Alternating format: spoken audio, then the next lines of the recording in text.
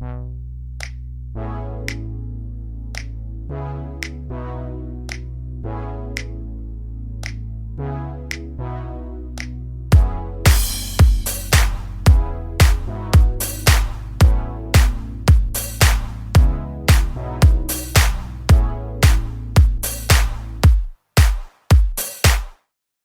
guys! Welcome back. Today we are taking things a little bit chiller and we're going to talk about some of the famous Mississippians.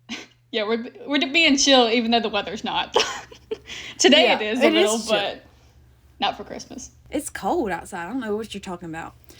Anyway, so this is inspired by the movie review that Emma is going to do in her corner later. So we're just going to go ahead and jump on in and we'll get to the corner later and we'll talk about the movie and everything like that. So we have actually quite a few famous Mississippians. If you're not from here, you probably don't realize how many of your favorite famous people are from Mississippi, because I feel like we just kind of get swept under the rug as a state, and it's just kind of like, oh, they were born in Mississippi, but they lived in California. But it's like, being born in Mississippi, it's kind of like a cultural experience, if that makes sense. It is. Mm-hmm.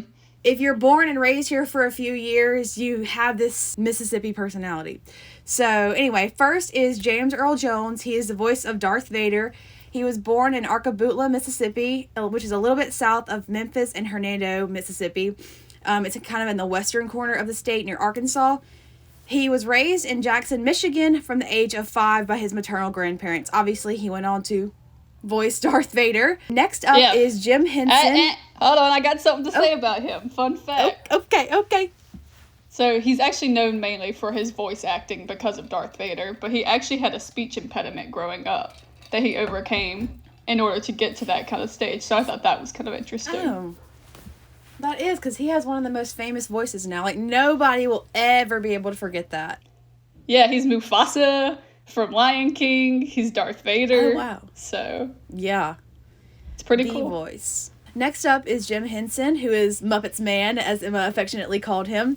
He was born in Greenville, Mississippi, which is the Delta. It borders Arkansas state line, if you're not familiar with where the Delta is. And he was raised in Leland, which is just a few miles west of Greenville, in his early childhood until his father died in a car crash and his family relocated to University Park, Maryland. He did the Muppets, but he did a lot of other, like, puppet type stuff, too. So. The Puppet Man. Kind of cool. Muppet Man. Yeah. Next we have Oprah, who was born and raised in Kosciuszko, Mississippi, which is about an hour south of Starkville, until the age of 6 when she moved to Milwaukee, Wisconsin. All of our information is from Wikipedia. Do not hate on Wikipedia. She is pretty accurate. So anyway, if anything is wrong, feel free to correct me, but I mean, Wikipedia is usually not that wrong. Yeah, usually they have multiple sources backing up their stuff that you can look at their citations. So most of this is probably pretty accurate. Yeah, it probably is. And like a lot of it's stuff I already knew off the top of my head, so it's kind of like fact-checked with myself almost. Okay, so this is from Wikipedia. After Oprah's birth, her mother traveled north, and Oprah spent her first 6 years living in rural poverty with her maternal grandmother, Hattie Mae Presley Lee.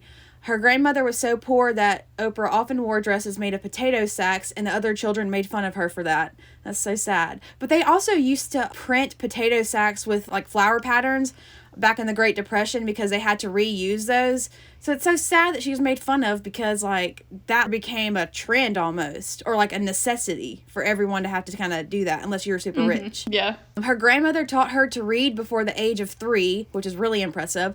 Took her to a local church, and she was nicknamed the Preacher for her ability to recite Bible verses. However, when she was a child, her grandmother was reportedly abusive, so she ended up moving back with her mother to Milwaukee, Wisconsin. So that's sad. Fun fact, she actually did news stuff before she got into like the talk show kind of stuff. That's where she was trying to find it, but they were like, oh, you'll never make it, and that type of thing. And she actually didn't get a lot of her first jobs, so it took her a while to actually jump to where she was at. Yeah, and now she has the biggest talk show. I mean, she has her own network, she has her own magazine, her little Oprah's Club or whatever she calls it. So yeah, pretty amazing. She sat down with Meghan Markle and Adele and all these like very, very famous people. Mm-hmm. But she's very famous herself, obviously. Next, we have Morgan Freeman. He was born in Memphis, but he was raised in Clarksdale, Mississippi, which is the Delta. Obviously a very incredibly famous actor. He's known to be the voice of God. He has that smooth, calming, deep, low voice. And when you hear his voice, you recognize it immediately. You're like, oh, this is Morgan Freeman. No doubt about it. Don't have to see the cast list. Don't have to see his face. If you hear him say one word, you know that's him. Yeah, he's been in a bunch of stuff. As far as, like, just acting, he's also done a lot of narration. And recently he was actually here in Jackson filming a movie. I think it's some type of a thriller, but they filmed on Millsaps College's campus in Jackson, and then I think they did some other shooting kind of stuff on one of the high schools in Madison. So I thought that was kind of neat. Oh, that's so cool. Yeah, Millsaps, where you used to go to college, and Madison, where you live. Wow, you could have been famous. So wow. I think that was kind of neat. Yeah, that is neat. Morgan Freeman also owns Ground Zero Blues Club in Clarksdale, and he previously owned a high-end restaurant in the town. I couldn't figure out what it was called, so if you know what it's called, please let me know on Instagram or on Twitter. He is also, quote, very proud to call Mississippi home and loves his Clarksdale home. It's always nice when celebrities get big and famous, but they still remember their roots, that they came from here and they come back and visit, or they tweet at the state, or like, you know, they kind of rally, because Morgan Freeman really rallied behind the new Mississippi flag a year ago. He was really advocating for it, and that quote was from his tweet. He retweeted when they officially changed the state flag. So that means a lot, because it's very easy for people to move on from the South and forget about it, but at the same time, it's important to remember and come back. And I mean, this is even for me, and I don't even plan on living in the South, but like, it's still like, remember your roots at the same time. Of course. So that's very nice. If you don't remember your roots, who are you really? So exactly. Next we have Elvis Presley, the king of rock and roll. He was born and raised in Tupelo in a shotgun house until the age of 13 when his family relocated to Memphis. I see a common pattern of the Mississippi to Memphis pipeline. I wonder what I know it's a big music scene and it's kind of big, but it's kind of odd now, because now it'd probably be Nashville or New York City or LA. Yeah. But big Memphis back in the 50s and stuff like that. He began his musical career in 1954 at the age of 19. Then, of course, he was drafted into the war for 2 years and then discharged, and he kind of restarted his musical career and his acting career. Next up, we have two local legends, me and Emma. I'm just kidding. We are not famous. But anyway, I thought that I would include that.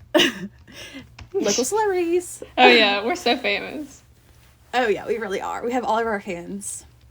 Next, we have Faith Hill, who is a country singer famously from Star, Mississippi. It's a long way from Star, Mississippi. From her song, Mississippi Girl. Thank you for that. That was great.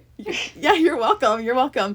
That song has been stuck in my head since 7th grade when I was in show choir and we sang that. So it will never leave. Anyway, she was born in Ridgeland, Mississippi. It's north of Jackson, and she was raised in Star, which is about 20 miles from Jackson. It's a very small town. She quit school at age 19 and moved to Nashville to start her music career.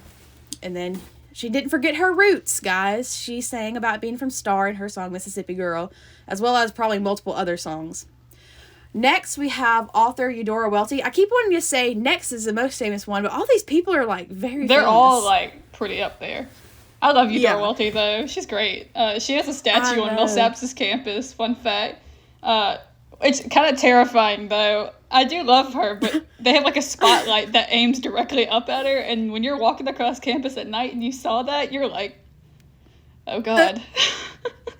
That's so funny. So Eudora Welty is an author. She is born in Jackson, Mississippi, and her childhood home is designated as a National Historic Landmark and is a museum.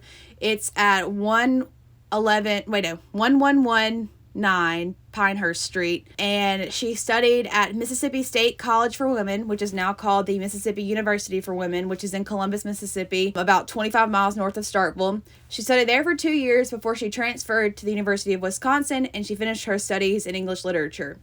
After a stint in New York City, she moved back to Jackson at her childhood home, which remained her permanent address until her death. And obviously it's a museum now. She left New York City because they were in the middle of the Depression and it was really hard for her to find work, so she just came back to Mississippi. She wrote many books detailing life in Mississippi and in the South. She worked for the Works Progress Administration, local radio stations, and newspapers in Mississippi. One of her most famous works of art is a first-person point of view from the assassin who killed Medgar Evers called Where Are the Voices Coming From?, which was published in The New Yorker. And obviously, she has so many famous works, it's hard to say, like, what is most famous. But also, Medgar Evers was incredibly famous and renowned and a civil rights activist. And I'm actually about to talk about him now. Do you have any comments about Eudora Welty before I move on? She's just great. I remember going to her house, actually, when I was younger. So when I was in, I think it was 4th grade, we did a school assignment. It's called a Mississippi Scrapbook. And that was one of the things. You had to pick, like, famous people or authors and stuff. And she was one of the ones that we did, and we got to go over there and take pictures of the stuff, and it was really neat. Plus, she just has a bunch of, like, murals of her in, like, different areas, especially in Jackson, and she's just a neat lady. Love her. I know, she's a queen. And next we have Medgar Evers, who was the field secretary for the NAACP and a civil rights activist. He was born and raised in Decatur, Mississippi, which is west of Meridian. His family owned a sawmill farm, and Evers attended a segregated school that he and his siblings walked 12 miles to each day. Can you imagine? You know all those stories where it's like... Wow. Yeah, where it's like your parents walked over the snow and in the hills and all that stuff to get to class. No, they have nothing on the Evers family. Walking 12 miles to school? That's actually insane. He served in World War II and was honorably discharged after the war. He served in the Battle of Normandy as a sergeant. He earned his Bachelor of Arts from Alcorn State University, which was then called Alcorn Agricultural and Mechanical College, in Lorman, Mississippi, which is north of Natchez. He and his wife moved to Mound Bayou, Mississippi, which is in the Delta, and they lived there for several years. After the Supreme Court ruled segregated schools to be unconstitutional in 1954, he attended the University of Mississippi's Law School. His passion for civil rights continued throughout his life, and he said he constantly lived in fear for his life due to rising KKK membership and the ever-present racism in Mississippi. He was sadly assassinated on June 12, 1963, just hours after President John F. Kennedy had his famous civil rights address at the age of 38, by Byron De La Beckwith, who was a member of the White Citizens Council in Jackson, Mississippi. Evers' legend lives on today, and his legacy still continues with the work of civil rights activists and the NAACP. The Medgar Evers Wiley Airport in Jackson is named after him. Next, we have musician Jimmy Buffett, a childhood classic of mine. If you know my Nana, Anna Coates, you would know that Jimmy Buffett is on that radio. Especially as a child. I don't know why. Well, actually, I do know why. Jimmy Buffett is beach music. When you go to the beach, all restaurants play Jimmy Buffett. You just, like, listen to it on the radio. They have a whole station dedicated to him, probably. And it's just, like, good old times, you know? Yeah, not to mention they have, like, multiple restaurants that are, like, beach-themed type things. Along with his, I think it's his daughter has ones. Yeah, Lulu's. Or Lulu's. My bad. Wrong one. Yeah. But, yeah. They got a bunch of those around different areas. Oh, yeah. So he was born on Christmas Day in 1946 in Pascagoula, Mississippi, and he spent most of his childhood in Alabama. He began playing guitar during his first year at Auburn University before continuing his college years at Pearl River Community College, and he finished his bachelor's degree at the University of Southern Mississippi, got his degree in history in 1969. He is a Kappa Sigma fraternity member at the University of Southern Mississippi, and he began his musical career in Nashville in the late 1960s. So again, we have the Mississippi to Nashville pipeline, but that makes more sense than the Mississippi to Memphis pipeline, at least in current times. I know in the past it was different because like Memphis was very big blues and stuff like that. So that was Mr. Jimmy Buffett. Next, we have B.B. King. Every time I pass by Kilmichael, Mississippi, it always says, childhood home of B.B. King on the way to Starkville. So, he is a legendary blues musician who is affectionately called the King of Blues. He was born in Berkeley, Mississippi on a cotton plantation of 2 sharecroppers in 1925. He considered nearby Indianola to be his home. That's in the Delta, right? I don't know where things are. Geography's not my thing. I didn't write it down in the notes, but I believe it's in the Delta. It's in North Mississippi somewhere. I know that for sure. When King was 4 years old, his mother left his father for another man, T. So he was raised by his maternal grandmother, Elnora Farr, in Kilmichael, Mississippi, which is about an hour south of Starkville. King sang in his church services in Kilmichael as a kid, and the local minister taught him to play the guitar. His first boss bought him a guitar of $15, and the boss withheld money from King's salary for 2 months until King finished paying him back. And then in 1941, King was listening to the radio and realized he wanted to be a famous musician. So in 1943, King left Kilmichael, Mississippi to work as a tractor driver and play guitar with the famous St. John's Gospel Singers of Iverness, Mississippi, performing in local churches and on WGRM radio station in Greenwood, Mississippi. In 1946, King followed Booker White to Memphis, Tennessee. There's the Memphis again. Exactly, the pipeline.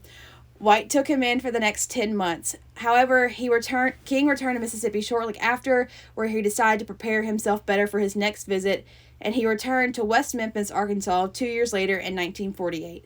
He then went on to perform on KWEM radio station, and he began to develop an audience. He continued to have several appearances and engagements in radio stations, and his radio spots became so popular it was expanded and became the Sepia Swing Club.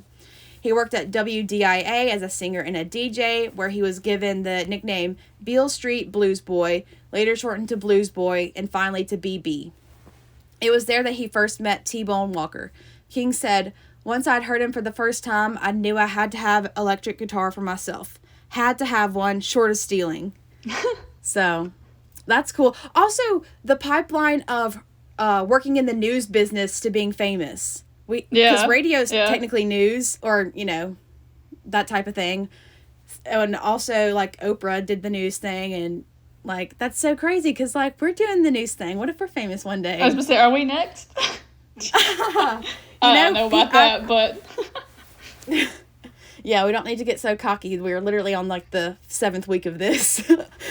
I know, like, we love you guys, though. Yeah. So next we have Stella Ward, who is an actress who starred in Independence Day Resurgence, among other movies. She was born and raised in Meridian, Mississippi in 1956. A lot of Reflector people are from Meridian, or like the Meridian area. Her breakthrough TV role was Teddy Reed in the NBC drama series Sisters, and she received her first Primetime Emmy for Outstanding Lead Actress in a Drama Series in 1994. Her father is a Meridian native, and her mother was born in Choctaw County, Alabama, before she moved to Meridian as a child. Ward graduated from Lamar School. My high school used to play them in football. It's a private school in Meridian. And Ward attended the University of Alabama, double majoring in advertising and fine arts. She was a homecoming queen, a cheerleader, and a Chi Omega. So she was really the it girl, probably. Probably. Sounds like it.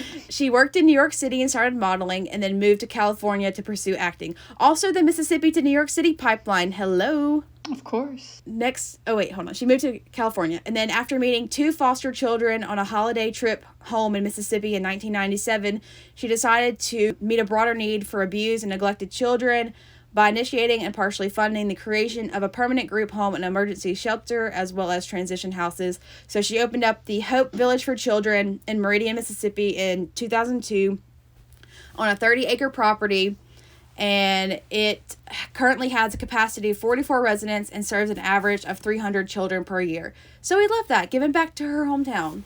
Nice. We love to see it. And our last little bit for the main part of our show is an action movie called MIA is being filmed in Mississippi in Old Town Clinton, Jackson, and John Bell Williams Airport at Hines Community College.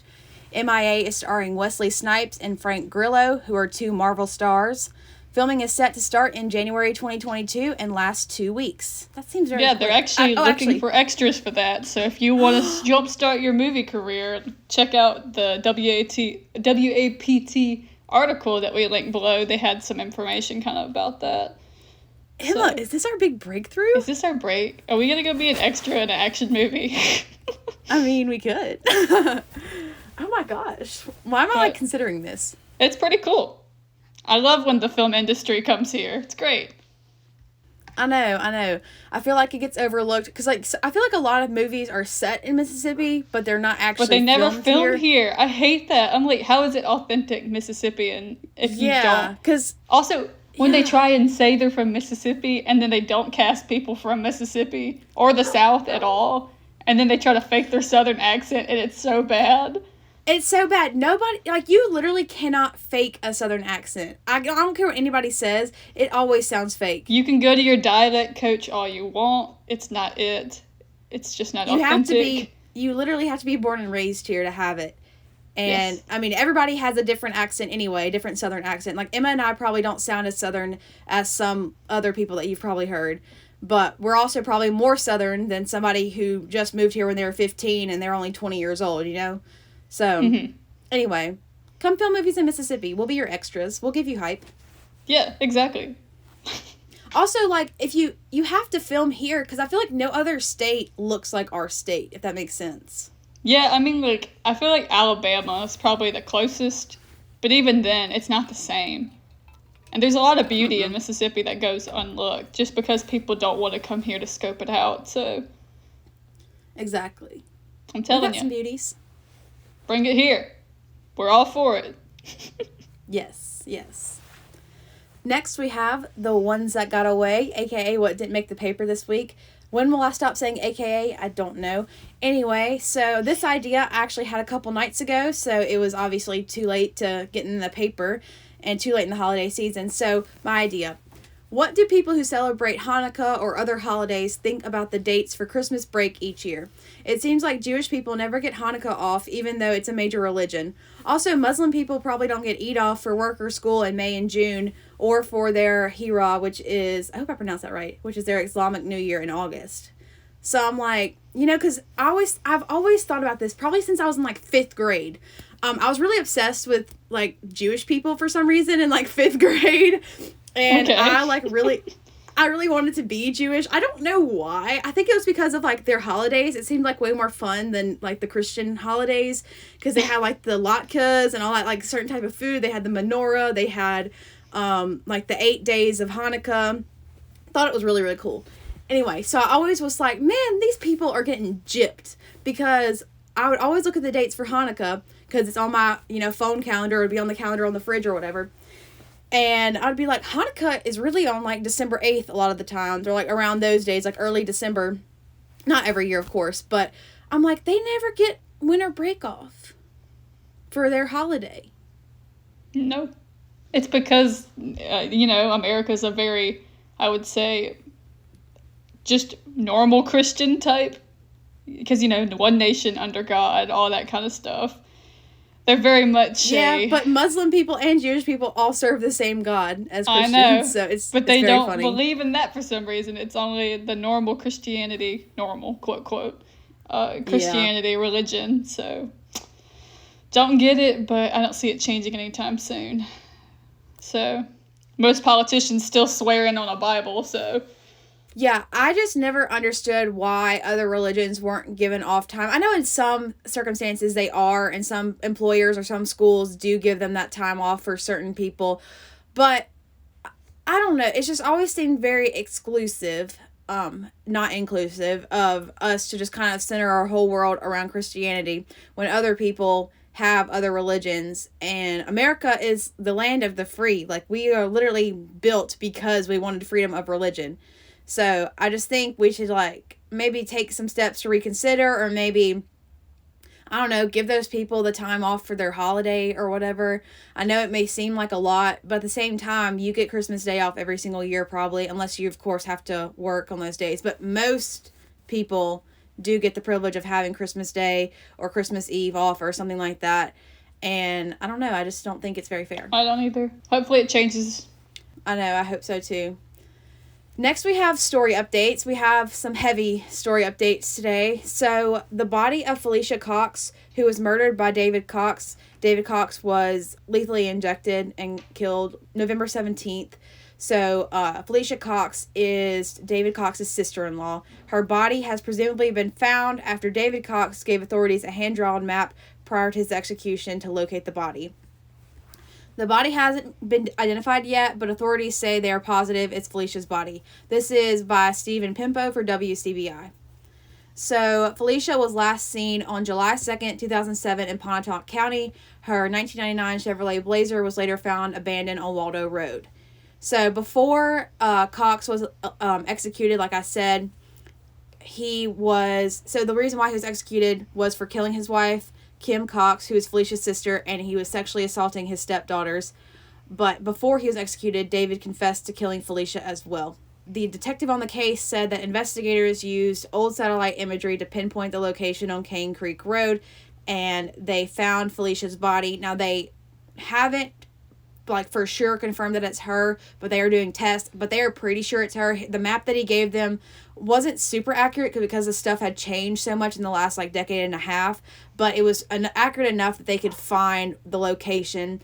And also, like, it's just so horrible. Yeah, I really hope that they are able to identify it. They'll probably do dental records, since that will most likely be the only thing that's really intact at that point. No identifying things really otherwise. But I really hope they just give that family some peace, considering everything that they've been through. I know, like, the wife, the sister of the wife, and the daughters are all victims of this, and it's so sad. So, also, if you are a victim of domestic abuse, or you're currently going through a domestic abuse situation, we will leave some contact info down below for you to call a hotline or go on a website and get some help and some resources, because you don't have to suffer alone, and you can get out. It is not your fault for going through abuse. You can get out. You are strong. So we want to leave resources for you. Also, if you ever need to reach out to us, we are not experts on domestic abuse, but we can be a shoulder to cry on or an ear to listen to. So please utilize those resources. We're here for you. If you need this time of the year tends to be kind of bad for those type of cases, with everybody being together for a lot of community events.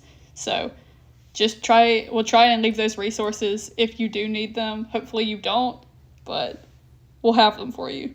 Yeah, so share them with your friends and family, or if you know anybody who needs that help. Our next update is, I think this was our very first crazy story of the week. The woman who was accused of murder for hire, who was denied bail. Yeah. Or she was denied bail. So she, if you guys remember, she basically paid these people using Bitcoin to murder her husband, but didn't those people turn out? It was an FBI agent. She was talking to him and never ended up actually getting to do anything because it turned out to be an FBI agent. Yes, so she was basically scammed by the FBI, which is good because, like, obviously we don't want her to murder her husband. Yeah, great. So this is written by Caitlin Howell for WJTV. So she was denied bail once again on December 17th. This is Jessica Sledge, who was accused in the murder for hire plot.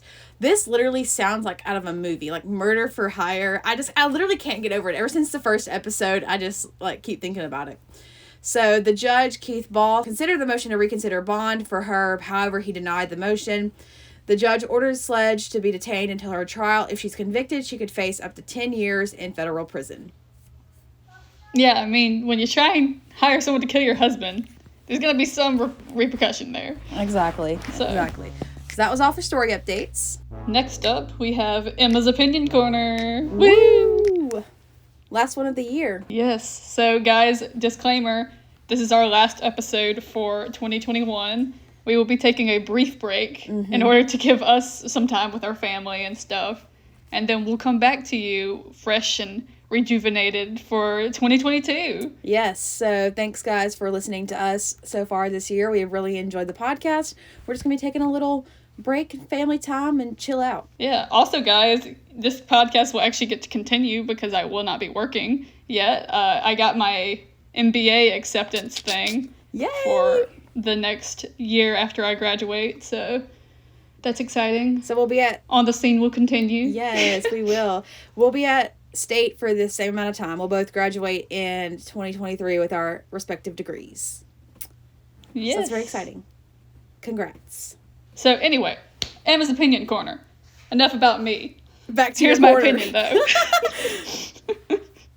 Okay, so this week's hot take is sprinkles and fondant are trash. I cannot stand sprinkles. I know that they've made some updates. Like this one lady, apparently she was on the Today Show or something. My mom was talking about it. She's actually made sprinkles that have flavor and they're like good and add stuff to it. Because that woman also was a fellow sprinkle hater because they just didn't add anything to it. They're just pops of color basically. And so I just don't love sprinkles. I don't like things to crunch unless they're supposed to, and sprinkles just don't add anything to it for me. I mean, I guess they're fine for, like, decorations, but I'd rather just have another type of decoration on top. Emma, this opinion is hilarious. Fondant.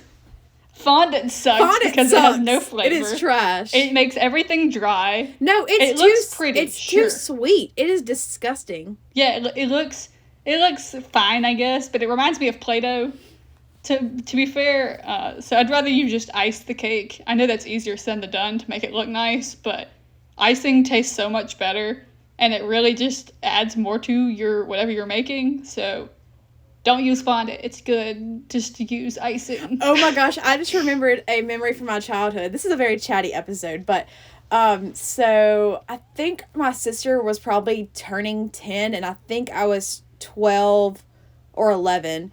We're like 19 months apart. Sometimes we're a year apart, it seems, or sometimes we're 2 years apart. Anyway, so my best friend, Hannah Jen, shout out if you're listening, we decided to make a birthday cake for my sister. We were like chefs in the making. Chopped was my favorite show. Just loved everything like that. I literally learned how to cook. I mean, from my Nana teaching me how to cook, but also from watching stuff on Chopped. Anyway, we made her this birthday cake. I don't remember what flavor it was, but I just remember that we had discovered fondant because we'd been watching Cake Boss. We've been watching Cake Boss for years, but they finally started selling fondant in Walmart in our town, and we were like, okay, here is our chance to become the next great baker. We are going to be childhood legends. So we went and we smacked on that fondant. When I tell you this was the most disgusting cake ever because of the fondant, we all just peeled away the fondant and ate the cake because it just ruined the whole vibe of the cake. It was disgusting tasting, and it was probably ugly, if I remember. It was like kind of striped looking. We just really piled that stuff on, and fondant's not something you really need to pile on anyway. So it was gross, and that was the last time I played with fondant. It's just not it. I don't love it. So avoid that from your baking. If I will judge you if you have that on your baking. I'm sorry. Maybe I'll give you a pass with sprinkles because of how they look, but fondant, I'm sorry. No. Fondant is good for decorating stuff though, but unless like the average at-home baker isn't going to be needing fondant, so keep that out of your pound cake recipe, please. Ew. On pound cake? I was just kidding. I was like, God, no. Ugh. Okay, well, that's my hot take for the week. Just keep that in mind as you're doing your baked goods this week and to New Year's. So, next up, we have the film review, which y'all have been all waiting for, I'm sure, on the edge of your seat. Oh, yeah. It's on King Richard, 2021, directed by Ronaldo Marcus Green, and it's streaming, I think it ends streaming today, which is Sunday when we're recording this. It's probably on Amazon it was on Prime. HBO Max. I'm not sure what they have it on now, as far as other things, but it was still in theaters. So if you're still interested in seeing that, I'm sure you can still do that. Oh, cool. I didn't know it was in theaters. Guys, I actually saw the movie this week. Who was proud of me? Who's proud? Can I get some applause? We're all proud of Heather for Thank her you, contribution. So, this director, he has not too many well-known things yet. He's still fairly young, but he had one called Monsters and Men and Top Boy. Those were his two kind of main acting credits that they listed underneath his profile. And it stars Will Smith as King Richard. Yeah. It has, oh God, I forgot this dude's first name, but he's the guy that plays the Punisher, if you've ever seen that show. I forgot to put that on there for some reason. I'll do a quick Google. Something Bernthal. His name is John Bernthal. John! I knew it started with a J. I was like, it's not Joe. John Bernthal. He's from The Punisher, if you've ever seen that TV show. We have Anjanou Ellis and upcoming actresses Demi Singleton and Sydney, who played Venus and Serena. They were so like kids. Good at every single person was casted perfectly, in my opinion. I think so, too. I thought it was very well done. Anjanou, fun fact about her, so since we're on this famous Mississippian thing for this, she was the Williams sister in the movie, and she actually grew up in Mississippi. So she was born in San Francisco, but grew up on her grandmother's farm in Magnolia, Mississippi in her earlier years. One of my dogs was And from then Magnolia. she attended Tougaloo. Yeah, and then she attended Tougaloo after that for a little bit, for her undergrad. and then transferred to Brown University to kind of finish up that. She then went to study acting in a graduate acting program at New York University's Tisch School of Arts, and she is also a member of Delta Sigma Theta sorority, so that's cool. If there's any fellow Deltas out there for you, there you go, fun fact. She also has a number of acting credits, not just this movie. She was in The Help as one of the maids in that. She was in True Bloods, The Good Wife, The Mentalist, Quantico, and Lovecraft Country, which she was actually nominated for an Emmy for that, among many others. And she has also done theater stuff, so she kind of got her start acting. I think it was a Shakespeare one that she was in, and that she's been on Broadway and off-Broadway for several things. Wow. So now that I've done my spiel on her, a well-rounded what were your thoughts about the actual movie? I loved it so much. I don't watch a lot of movies because I don't have the attention span, especially if it's not going to be a good movie. Like, I just can't sit there and watch it. This movie, I was literally couldn't take my eyes off the screen. It was so good. I thought everyone was cast perfectly. I thought it was really emotional, and it was really sweet, and I just loved, like, the family aspect of the movie. I love how, like, emphasized that was, because I know that was very important to the Williams family in real life.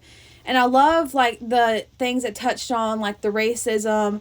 Well, I don't love racism, but I love that it, like, brought that up, because it can be hard to bring up stuff like that sometimes, especially in these, like, real world scenarios. Like, this actually happened to Venus and Serena. And I really am, like, appreciative of this movie and the representation that it has. There was such a diverse cast. I think it was really awesome that everybody was represented so well. I thought that Will Smith did a great job as King Richard. He was very convincing. Sometimes I was a little bit frustrated at him, just like the other people in the movie were. But honestly, it worked out for the best, because Venus and Serena are literally the greatest of all times. And they're sisters. Can you imagine that? Like, you and your sister It really both, is amazing. Like, it is so amazing. And they worked so hard for that. And it's just, I don't know. I love that movie because I didn't know the Williams' backstory, so I really enjoyed watching it. I thought it was very well shot. I enjoyed all the scenes, and I enjoyed the cinematography.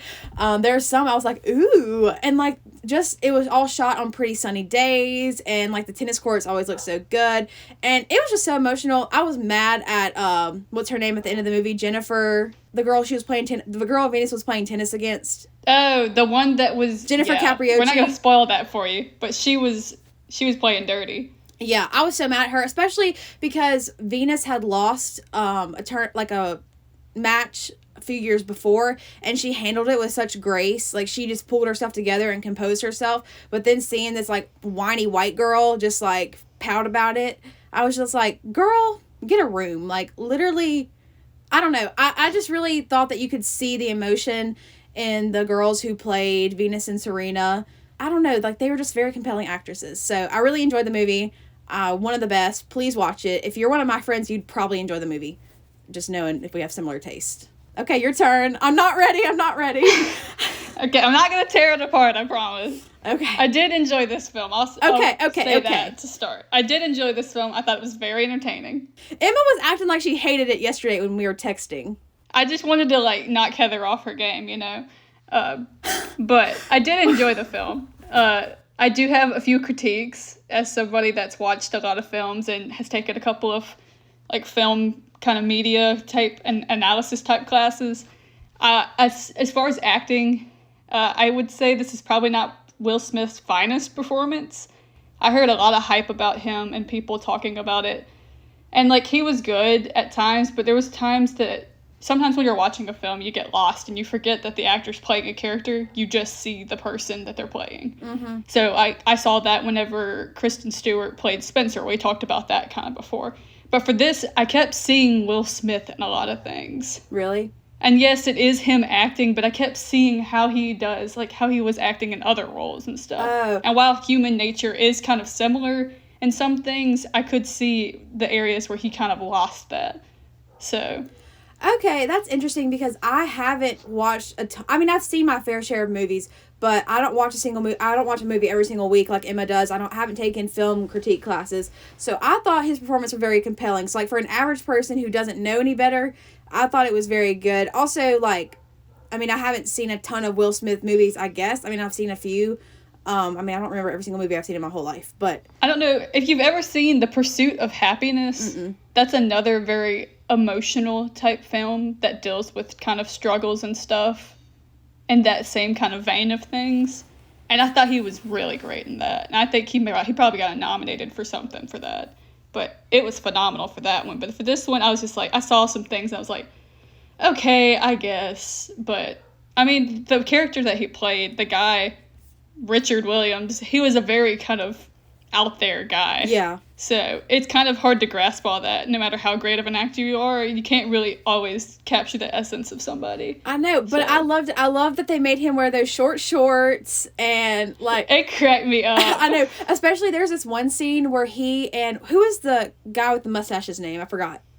It was the coach, but I don't remember his name. Yeah, well, basically, he and the coach were standing side by side, and you could clearly see, like, where the cutoff of Will Smith's shorts were, but the other guy's shorts were so long you couldn't see where they ended. I just thought it was so funny, side by side, like a normal length of pair of shorts, and then how short Will Smith's shorts were.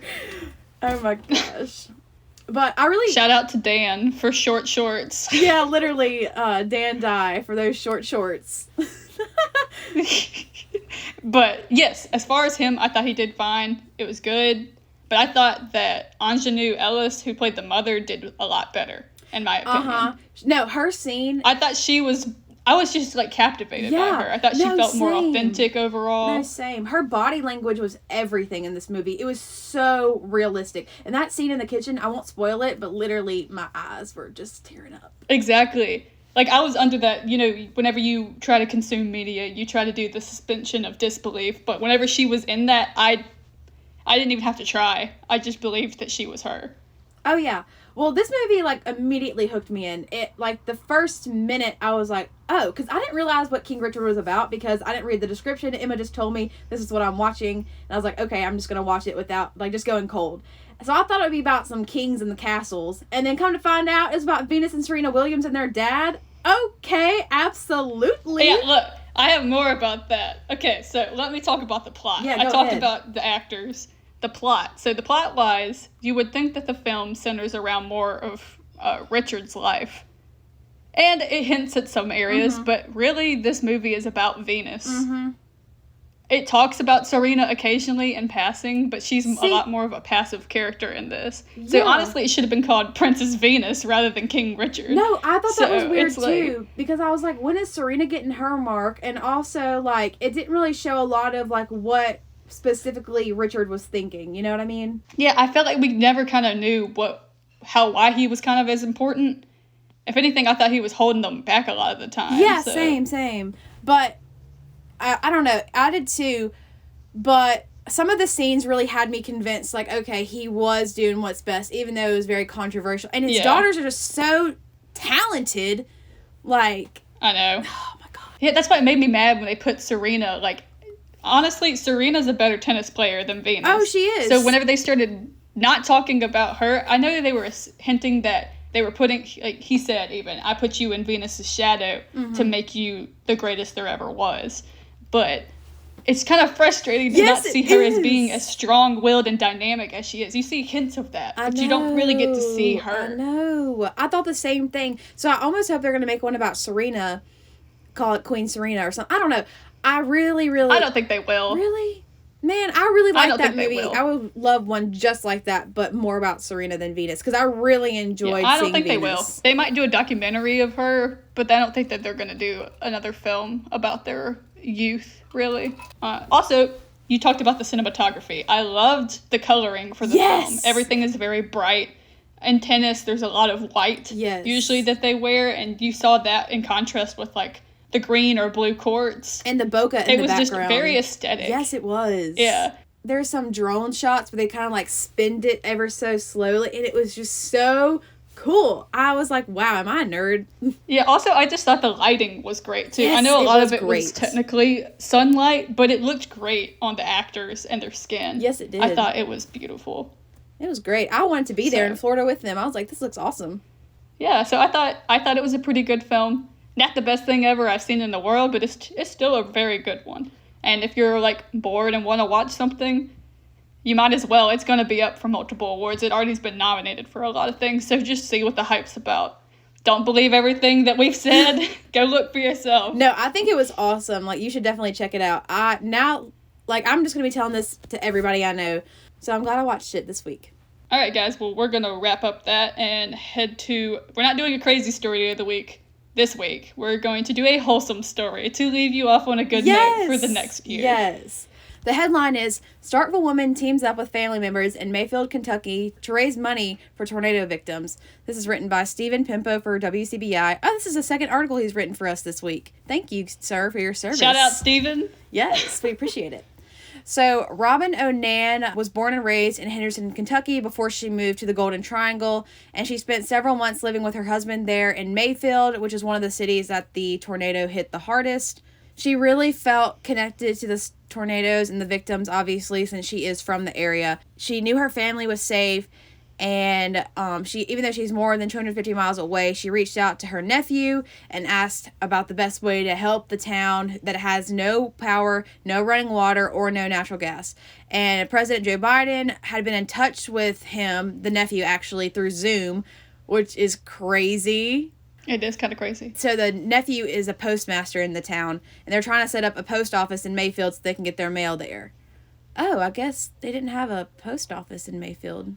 Okay, interesting. Robin says that she asked her nephew where the donations are needed, and so she contributed to the Mayfield Community Foundation Tornado Relief GoFundMe, and she also helped out with her other nephew whose catering business is donating meals to displaced families. The nephew's just going to take care of those people as long as possible, and she wants as many people from the Golden Triangle to join her, as well as, obviously, Mississippians. We are more than just a Golden Triangle on our podcast. So we will also leave a link to this article, which has the links to the donation funds. And yeah, so very sad, but it's very sweet to see her stepping up. Again, remember your roots, guys. Don't forget where you belong. Exactly. Home. As One Direction famously sang, and Don't Forget Where You Belong, Midnight Memories 2013. I was about to say, weren't they gone by that point? Yes. I didn't think One Direction was still around at that. Yes, they were, sadly. Okay, guys, it's time to wrap this up. My timer says an hour. I know it's not actually been an hour, but geez. But it's still up there, so thanks for listening. You can follow us in the meantime if you want to keep up with us over our break. Quote, we will probably still check the social media. Oh, yeah. At On The Scene Pod on Instagram, Facebook, and Twitter. You can also send us an email, onthescenepod@gmail.com, if you'd like to be a guest on the podcast, if you have any questions, comments, or hot takes, or if you'd like to be a sponsor for our episodes, just go ahead and reach out to us. We will also be checking that. I mean, we get notifications on our phones, so it's very easy just to check. Also, we are the Reflector news and opinion editors, so go ahead and follow the Reflector down below. Instagram and Twitter are reflector-online. Website is reflector-online.com. And yeah, that's all, guys. Thanks for tuning in, and we'll see you guys next year. We'll see you next year. Thanks so much for a great year. Bye.